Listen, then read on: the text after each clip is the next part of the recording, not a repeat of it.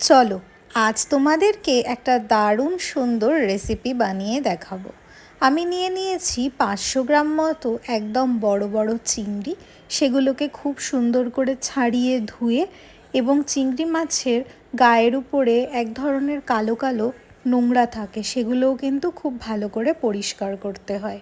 নুন এবং হলুদ দিয়ে ম্যারিনেট করে রেখে দিলাম। একটা বাটিতে নিলাম পোস্ত, সর্ষে, কাঁচা লঙ্কা, আদা, নারকেল টুকরো এবং তার সাথে অল্প একটু দই।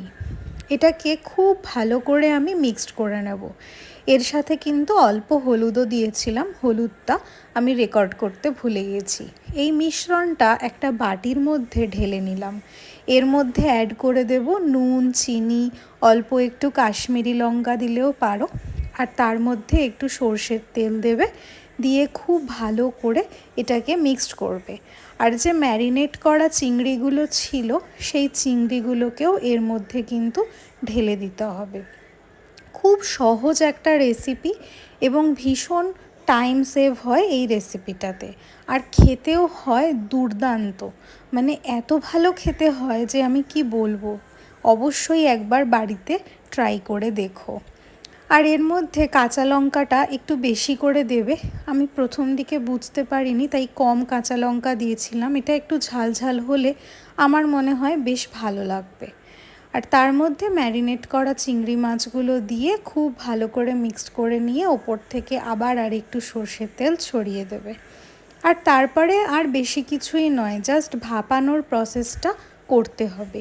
এই ভাপানোটা প্রথমে তোমরা একটু বেশি ফ্লেমে 10 মিনিট ভাপাবে, তারপরে কম ফ্লেমে 10 মিনিট ভাপাবে, তাহলেই কিন্তু পুরো প্রসেসটা রেডি হয়ে যাবে।